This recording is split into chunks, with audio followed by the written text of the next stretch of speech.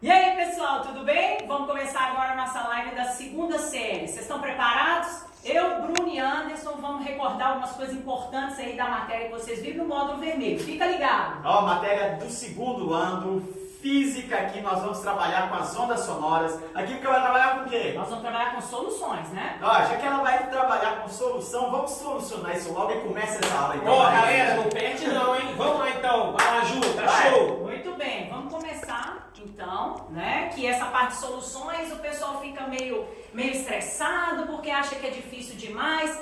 Eu trouxe um experimento não tão bonito quanto o do Márcio, mas é um experimento que você, criança, pode fazer na sua casa. Nós vamos fazer um experimento de diluição. A diluição, ela é um processo onde as pessoas têm muita dificuldade na teoria para entender. Então nós vamos mostrar que ela é bem simples, é um processo simples que você pode fazer com materiais que tem na sua casa. Mas antes, vamos lembrar o seguinte: quando a gente fala de soluções, a gente tem que lembrar que uma solução é uma mistura homogênea. E a mistura homogênea sempre tem pelo menos um soluto e um solvente. No mínimo 2 componentes. O solvente que a gente usa na maioria das vezes é a água. Então a gente trabalha com as soluções aquosas líquidas. Mas às vezes é muito comum o aluno confundir o solvente com a solução. E aí a gente tem que aprender a preparar corretamente uma solução. Quando a gente quer preparar, por exemplo, 1 litro de uma solução, a gente não vai preparar com 1 litro de água, porque senão a gente usa a água, na hora que colocar o soluto, esse 1 litro vai passar. É como se você fosse preparar um copo de Nescau, porque Nescau é melhor do que Toddy. Você prepara um copo de Nescau, coloca leite até em cima e depois põe o Nescau? Claro que não, senão vai derramar, né? Então, nós temos que saber a diferença entre o solvente e entre a solução, ok? Nós vamos aprender a preparar uma solução, então. Mas antes, né, nós temos que criar todo um clima. Nós estamos aqui com um laboratório improvisado e todo químico que se preza tem que se caracterizar. Então vamos lá. Primeiro, o óculos. Todo químico tem que usar um óculos. Segundo, a gente nunca vai para o laboratório de cabelo solto. Então a gente tem que prender o cabelo, certo? A gente prende o cabelo para não cair das coisas. Terceiro, aliás, nós vamos pegar o nosso jaleco e vamos vestir o nosso jaleco para ficar bem caracterizado. Tá entendendo? Incorporei aqui, Lavoisier baixou, que tá bom demais aqui para nós. Então presta bastante atenção. Nós vamos preparar primeiro uma solução. Peguei aqui uma garrafa, tem uma marcação já de onde tem 1 litro e eu quero preparar 1 litro de suco. Então eu trouxe aqui um suquinho de saquinho, tá escrito aqui 8 gramas faz 1 litro, mas não é 1 litro de água, é 1 litro de suco. Tá entendendo? O suquinho aqui é o de laranja, mas esse aqui é gostoso, eu vou usar para beber na minha casa depois, não vou usar esse não. Eu trouxe um que é ruim, que é de hibisco. E o de hibisco a gente vai usar para preparar a solução e depois nós vamos jogar ele fora. Combinado? Porque esse eu não tomo de jeito nenhum. Muito bem, o que é que a gente faz? Normalmente as pessoas pensam assim: bom, eu vou preparar 1 litro de suco, vou colocar 1 litro de água. Não é assim que você prepara a solução. Você pega um pouquinho do seu solvente, menos do que 1 litro, ok? Então eu coloquei aqui um tanto na garrafa que não é 1 litro. E aí você vai adicionar o seu soluto. Aqui nós temos exatamente 8 gramas do nosso soluto, que é o suquinho horroroso de hibisco. Aí a gente coloca o soluto lá dentro, não é mesmo? Não se engana pela cor não, tá? A cor é bonita, mas ele é péssimo. Muito bem. E aí você pega, agita um pouquinho, né? Agita um pouquinho para dissolver o seu soluto no solvente. Você está preparando a sua solução. Mas você ainda não tem 1 litro. O que você faz? Completa com mais água, com cuidado para não derramar e bagunçar tudo na cozinha da sua casa, senão sua mãe te mata, não é verdade? Aí você vem e completa com água até a marquinha de 1 litro. Pronto. Agora você tem 1 litro de solução. Vocês observaram? A gente não usou 1 litro de água. A gente colocou um pouquinho a menos, a agitação, e aí você tem a sua solução preparada. Vamos jogar no número agora? Você utilizou 8 gramas do soluto para preparar 1 litro da sua solução. Qual é a concentração dessa solução? 8 gramas por litro. Simples assim, 8 gramas para 1 litro da solução. Entenderam? É assim que prepara a solução. Porque você vai entrar na universidade um dia, vai entrar no laboratório, você não pode passar vergonha, tem que fazer direitinho. Muito bem, aí aqui nós temos 2 recipientes, né, com marcações de 100 ml e 200 ml. Você vê que é um recipiente simples, de geleia, você pode usar na sua casa. O laboratório não precisa ser uma coisa pomposa, pode ser algo que você tem na cozinha da sua casa. E agora nós vamos ver como é que funciona a diluição.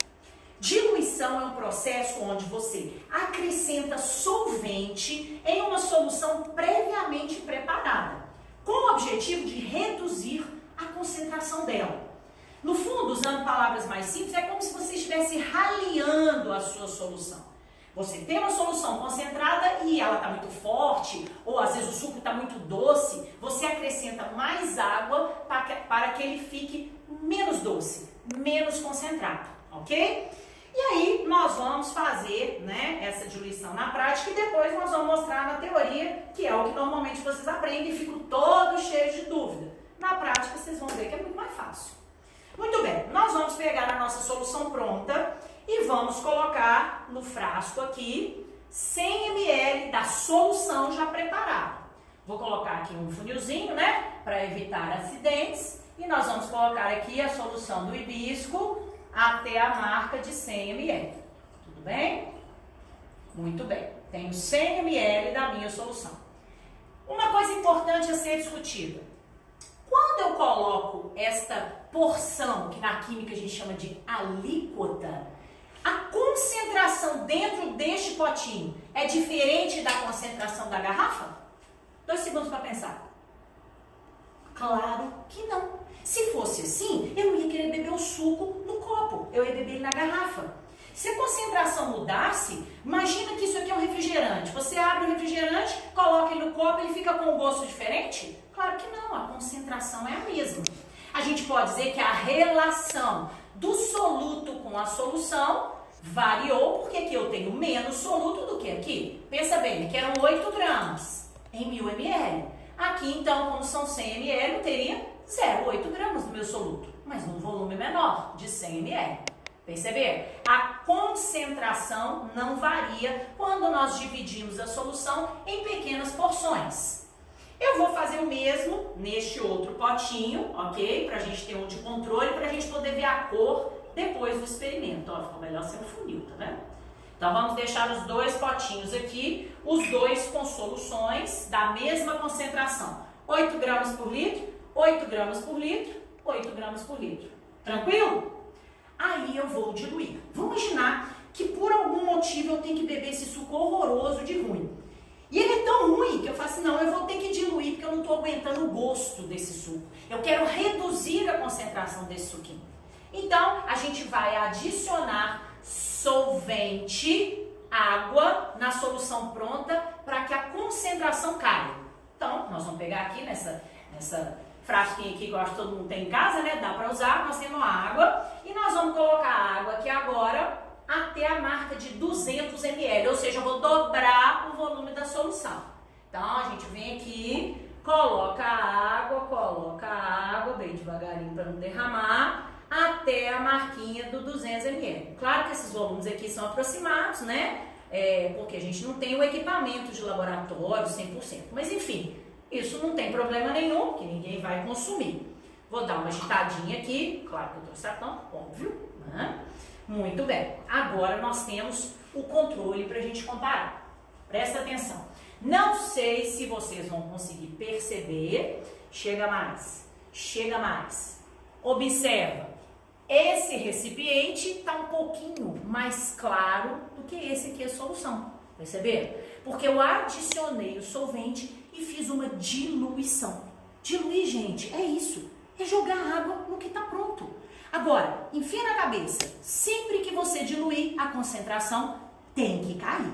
Por isso é que fica mais clarinho do que estava anteriormente.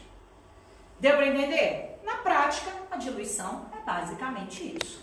Aí, né, a gente coloca aqui na tela, agora eu vou me destransformar, vou voltar a ser a Ju normal. Nós temos aqui na tela, então, como que essa solução foi preparada. Pegamos, então, uma porção de água, transferimos menos de 1 litro para a garrafa, colocamos o desenvolvemos aqui com a sugestão de um bastão, caso a gente fizesse um copo, e depois a gente foi colocando água para obter exatamente 1 litro da nossa solução. E aí a concentração passou a ser 8 gramas por litro. Muito bem, aí o nosso passo, né, seria a diluição. O que a gente fez? Daquela solução preparada inicialmente na garrafa, a gente tirou uma porção, uma alíquota de 100 ml e colocou no frasquinho da geleia. Estão lembrados? Muito bem. O volume inicial era de 100 ml e a concentração era igual à da garrafa, 8 gramas por litro. Ao fazer a diluição, nós colocamos o quê? 100 ml de água. E aí o nosso volume final passou a ser o quê? 200 ml. É ou não é? Era 100, adicionei 100 de água, passei a ter 200 ml final. Observa a nossa concentração. Nós já sabemos que ela tem que cair. Inicialmente ela era 8 gramas por litro. E aí ela vai cair para 4 gramas por litro. Ô Ju, mas como que eu faço essa conta? Simples assim. Tudo que acontecer com o volume acontece o contrário com a concentração. Se o volume está dobrando de 100 para 200, a concentração fica dividida por 2. 8 vira 4.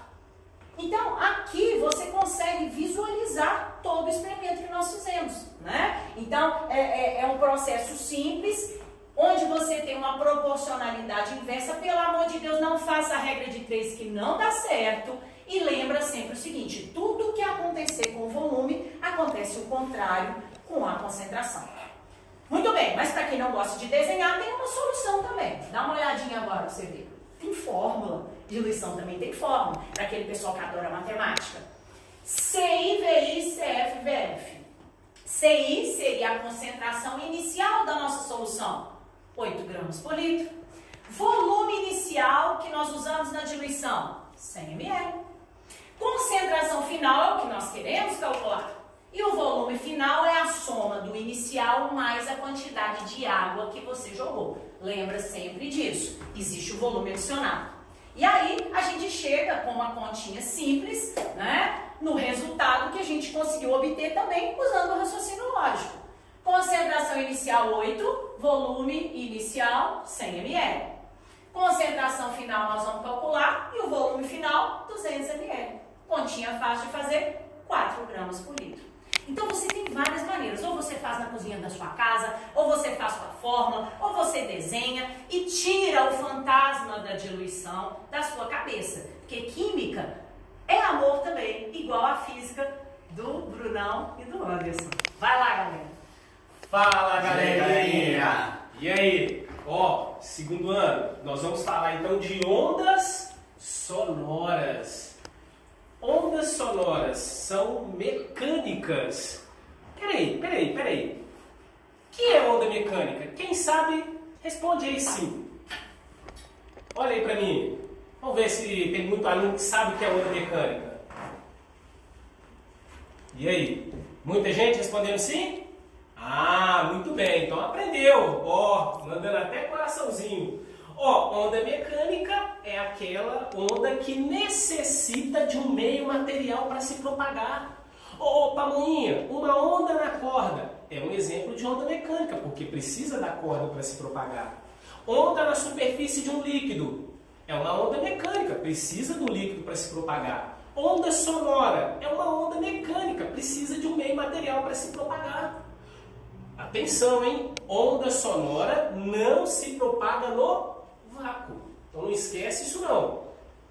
Onda sonora também é longitudinal. De novo, vamos lá.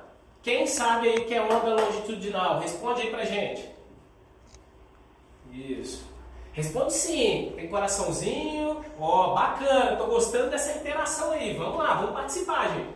Essa live é pra vocês, então vamos participar. Tranquilo?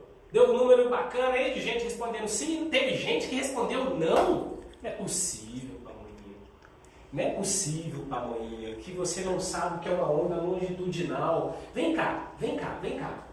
Aqui você tem um alto-falante. Você tem aqui uma película. Essa película, ela vibra. Então essa película, ela vai empurrar as moléculas de ar. Então você vai concentrar uma quantidade de moléculas de ar numa determinada região. Então quando a película faz isso aqui, ó, ela empurra as moléculas de ar. Então você acaba concentrando numa região essas moléculas de ar. Essa região tem um nome. É a zona de compressão. E aí, Pamoinha, quando a película volta, você gera uma zona de rarefação. Uma região onde você tem poucas partículas do ar. Então aqui, zona de rarefação. Ô Pamoinha, o que isso tem a ver com onda ser longitudinal? Presta atenção. Olha como vai ser o movimento dessa partícula. Vai e volta, vai e volta. Ela vai ficar aqui oscilando, vibrando, na mesma direção de propagação da onda. Ô aluninho, presta atenção. Onda longitudinal. O meio vibra na mesma direção de propagação da onda. Tranquilo? Então, ó, onda sonora mecânica, porque precisa de um meio material para se propagar, e longitudinal, porque o meio vibra na mesma direção de propagação da onda. Agora, alguns elementos importantes para a onda. Comprimento de onda. Tá vendo essa letrinha aqui? É do alfabeto grego, meu querido. É o lambda. Comprimento de onda. Olha aqui, você tem crista e crista. A distância entre duas cristas, você já aprendeu, Pamoinha, é o comprimento de onda. A distância entre dois vales consecutivos, comprimento de onda.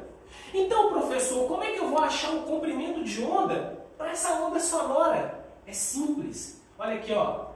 Você vai pegar o centro da zona de compressão, vai corresponder para você o quê? A crista. Olha aqui na figura. Pego a próxima zona de compressão, pego o centro dela, vai corresponder à crista. Então, se você quer obter o comprimento de onda, no caso aqui da onda sonora, basta você pegar a distância entre os dois centros aqui, consecutivos de zonas de compressão. Posso fazer também através dos centros de zonas de rarefação? Sim, porque o centro da zona de rarefação vai corresponder para a gente o quê? O vale. Então, aqui você também vai ter um comprimento de onda. Então, se você pegar essas duas distâncias, essa distância aqui, comprimento de onda, ou aqui, também comprimento de onda. Tranquilo? Professor, tá, mas e daí? O que eu vou fazer com esse comprimento de onda? Vamos lá, vamos abrir de novo. Você sabe a equação fundamental da ondulatória? E aí?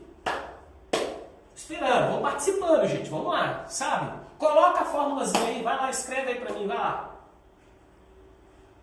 Não é possível, Pamoinha. E aí, como é que tá? Nada? Ninguém? Ninguém tá sabendo?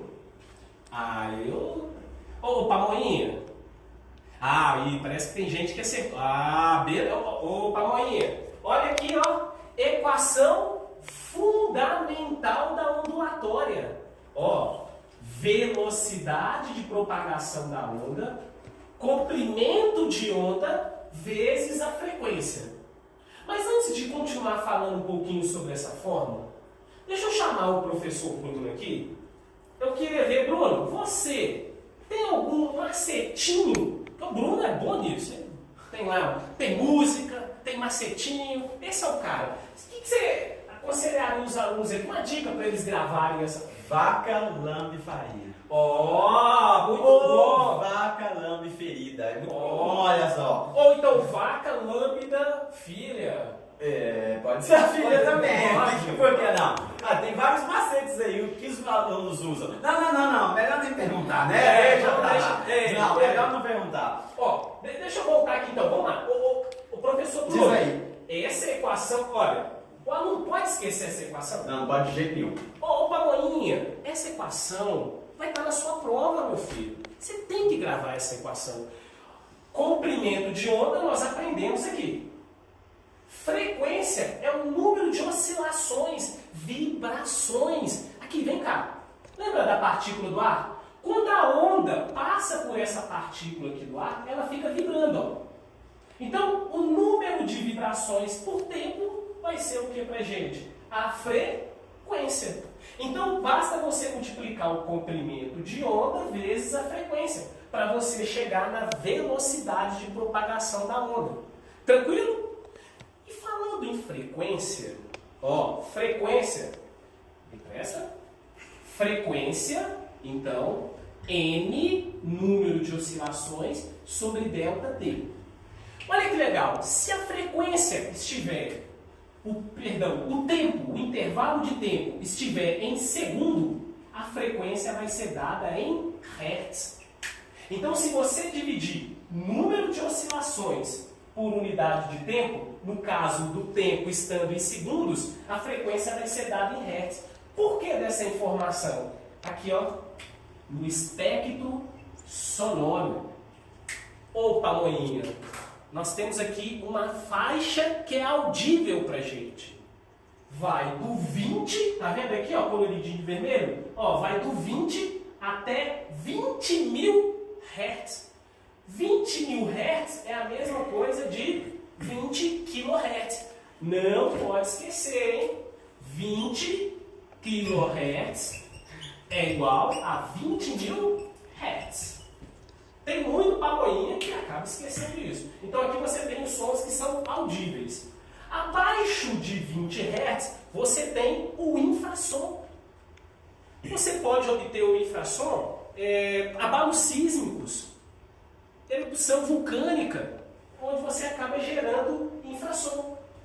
Acima de 20 mil Hz, você tem o ultrassom. Gente, nós não conseguimos ouvir fora dessa faixa aqui, hein? Cuidado, beleza? O ultrassom, por exemplo, alguns animais conseguem emitir e captar o ultrassom. Por exemplo, o morcego. Ele emite o ultrassom, por exemplo, para localizar sua presa ou para desviar de um obstáculo. Então ele emite e capta. Mas a gente não vai conseguir interpretar o som que é produzido pelo morcego. Existem também apito ultrassônico, que é muito usado quem vai adestrar um cachorro. Porque o cachorro ele tem ali uma faixa de frequência que vai de 10 até 40 mil Hz. Então você às vezes usa o apito ultrassônico, a gente não consegue ouvir, mas os cachorros conseguem. Tranquilo? Então, turminha, fica esperto com relação ao espectro sonoro. Beleza? Nós não vamos colocar aqui o espectro sonoro de todos os animais. Beleza? É ficar atento com relação ao número, né, os valores aqui para o ser humano. Tranquilo? Agora, nós vamos avançar para as qualidades fisiológicas do som. Os seres humanos, vem cá, opa, Moinha. Para falar das qualidades fisiológicas, eu sei que você já enjoou da minha cara, aí eu vou chamar o professor Bruno para falar um pouquinho das qualidades fisiológicas do som. Tranquilo? Ô, querido Bruno, entra aí, meu querido. Participa aí dessa... Então, vamos lá. Olha, essa onda sonora, gente, ela é muito especial, por isso que a gente trabalha ela separado. Por que ela é especial? Porque nós estamos com ela o tempo todo, não é? Aí o Anderson falou que ela é uma onda mecânica. E por ser onda mecânica, precisa de quê? De um meio material. Pergunto pra você então, Anderson, e Star Wars? Bacana demais. Top. E Star Wars? Pô, mas aí... Será que Star Wars? Porque quando a gente assiste Star Wars, tem lá uma nave qualquer, de repente ela explode e dá um barulhão e tá no vácuo. Como é que você explica isso, Anderson? Ô, Brunão, é filme, meu querido? Aí como é que não? Aí fica sem graça o filme. Imagina, tem uma explosão e você não conseguiu ouvir. Ah, não, Brunão, aí me ajuda aí. É filme, ajuda aí. Não, tem que lembrar que só vai ter quando tem um meio material, certo? Mas espera aí, eu conseguiria enxergar a explosão? Explosão sim. Até porque enxergar é uma onda sonora? Fica aí. Opa, Moinha, enxergar é uma onda sonora? Não, né? Não é possível que Não você é vai falar. possível. Gente, enxergar uma onda sonora? Não. Você vai ver uma onda sonora? Imagina só, eu tô falando com você, você tá vendo meu som?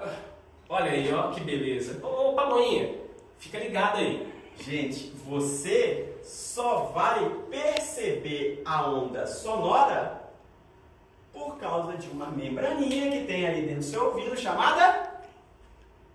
Pode falar aí, ó. Fala aí. Como é que é? Como é que Começa é? com T. Isso. T. Vamos ver. lá, gente. Tímpano, Olha aí. claro. Olha lá, a plateia tá ali, ó, passando até suando. Bom, a gente participa. Aqui, então vocês só vão perceber essa onda sonora na faixa que o Anderson falou, de 20 a 20 mil. Agora, gente, lembra que isso aqui é o som que você percebe, não o som que você produz.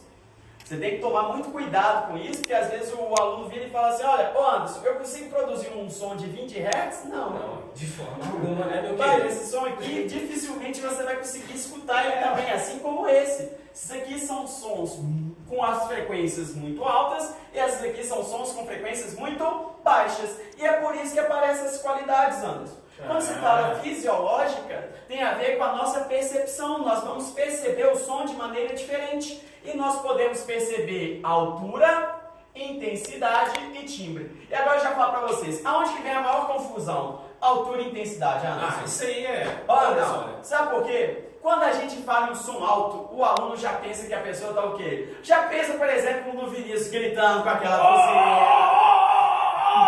O Vinícius é assim, né? É mais ou menos assim. É um ombro, né? Quando fala em Abraço, som alto, Vinícius. você já está pensando ali, você escutando um som com volume muito alto, porque no dia a dia a gente fala isso. E aí, essa altura não tem a ver com o som muito, falar assim, potente. Você está falando na frequência. Nessa frequência aqui, olha, que você acabou de destacar.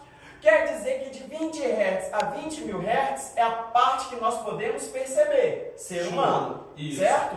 Então 20 Hz não é uma frequência menor? Sim. Então a altura do som é o quê? Menor. 20 mil Hz, o 20 mil não é maior? Então a altura do som vai ser o quê? Maior. Quer ver uma coisa? Todo mundo aí deve assistir The Voice Kids, ou The Voice normal. É muito comum quando você tem lá o técnico vira para a criança e pergunta para você, para você não, talvez você foi pro The Voice, não sei. Mas ele pergunta ali pro menino e fala assim, olha, o tom tá bom para você? Você quer que aumente o tom ou que abaixe o tom? Quando ele está falando aumentar o tom ou abaixar o tom, ele está falando na altura. Quer dizer se o menino vai cantar em um som muito alto ou um som muito baixo. Isso significa basicamente um som agudo e um som grave. Então, falar em altura, você está falando em agudo e grave. Quer dizer que esse daqui, olha, 20 Hz não é um som de baixa frequência? E se é baixa frequência, é um som muito grave. Se você está falando 20 mil Hz, não é de alta frequência? Então esse som é um som muito agudo. Quando você está falando, por exemplo, olha, Bruno, fala aí de uma maneira mais baixa. Ok, essa seria a minha forma de falar de maneira mais baixa. Olha só que diferente, parece um locutor de rádio antiga, né?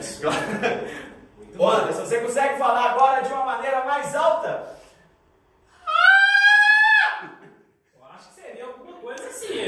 Nossa. Mais ou menos isso. Então, quando você tem frequências baixas, significa um som grave.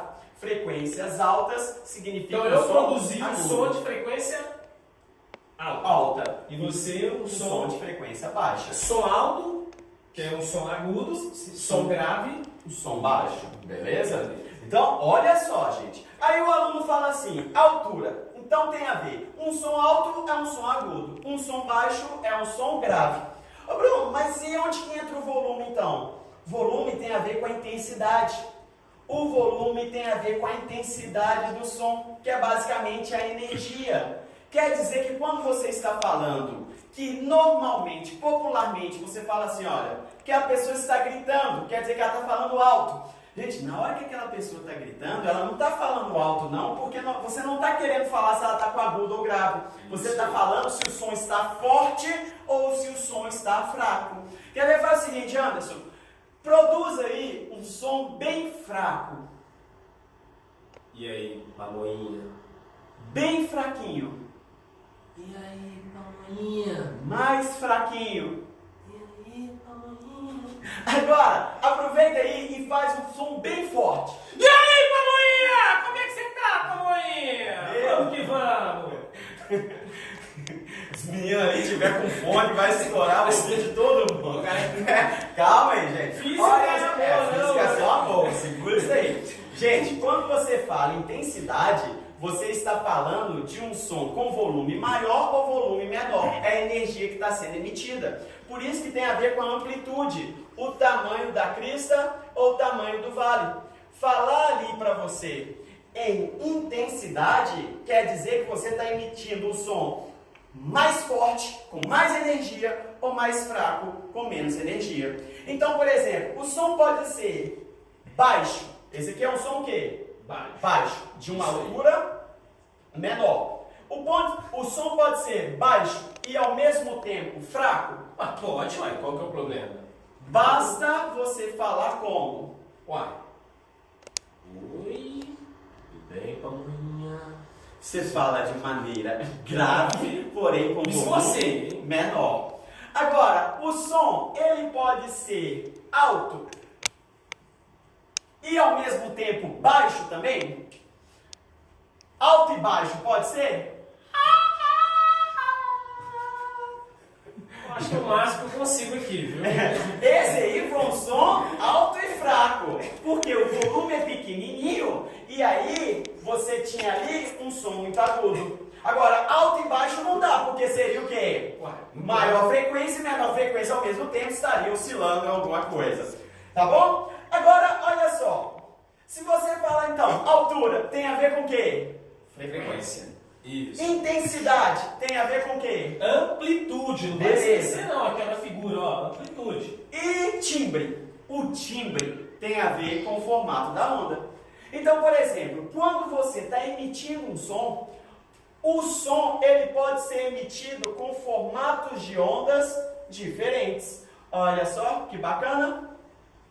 Você tem aqui formatos de ondas diferentes para uma mesma onda sonora. E isso que vai caracterizar o timbre de um determinado componente. Por exemplo, o Anderson ele pode emitir a voz. Anderson, canta uma música que você gosta. Evidências, Chitãozinho e Chororó. Nossa senhora, não tem não. Quem Que pode isso? cantar aqui é você. Não. Aqui, olha, só para perceber a diferença. Vai lá. Começa aí. Então, olha só, olha a minha voz. Como se fosse uma coisa boa, né? Mas eu poderia falar assim, ó. E nessa loucura de te ver... é isso mesmo. Quem, gente? Quem não sabe Evidência? Quem não sabe... Gente, olha só, pelo amor de Deus, Evidência é o clássico do Brasil. Então, na verdade, quando você tem, por exemplo, Chitãozinho e Chororó cantando Evidências. Canta aí, vamos lá. Chitãozinho e Chororó cantando Evidências e Bruno Filipe cantando Evidências. Você saberia diferenciar quem é quem? Porque nós poderíamos, olha só, nós poderíamos emitir exatamente as mesmas notas. E quando você emite a mesma nota, você está emitindo uma frequência específica. Cada nota musical está associada a uma determinada frequência. Então, pessoas quando estão cantando, elas estão tentando afinar sua voz. O que é afinar? É emitir o som em uma frequência correta. E aí quer dizer, uma pessoa emitindo sons com alturas específicas, no mesmo volume, você ainda conseguiria distinguir? Por exemplo, se eu, Chororó e Zezé de Camargo, meus amigos, estivéssemos ali cantando uma música, por exemplo, vamos mudar, Chitãozinho e Chororó, já é o amor, você conhece? Vai lá, puxa, não, eu vou cantar. Não vou negar que sou eu por você. Tô maluco pra te ver. Não, pior que eu tô maluco pra ver esses meninos. Mas tá bom. Agora vamos lá. Então canta sozinho, Anderson. Canta sozinho. Não tem vergonha? Não, mas... Eu não vou negar. Olha que você maravilhoso. meu pão de mel. Tem vergonha? Quer dizer, gente, quando a gente canta, pode estar afinado, mesma frequência, com o mesmo volume, porém o meu timbre ele vai ser diferente do Zezé de Camargo. Ele vai ser diferente do Chororó e do Chitãozinho e de qualquer um que aparecer. Porque o timbre tem a ver com a forma da onda. Toda vez que você tem, por exemplo, um violão e um piano, eles tocando a mesma nota, por exemplo, Dó. Ô Bruno, o que é Dó? É uma frequência específica. Então eles estão tocando com a mesma frequência, no mesmo volume, então a mesma intensidade. Aí o que você pode falar? Dá para distinguir um violão de um piano? Claro que dá, ué. Como? Ué, pela qualidade fisiológica, timbre. Cada instrumento emite uma nota com um determinado quê? Formato. Por mais que eles emitam a mesma nota musical, você vai ter o quê? Um formato diferente. Perfeito.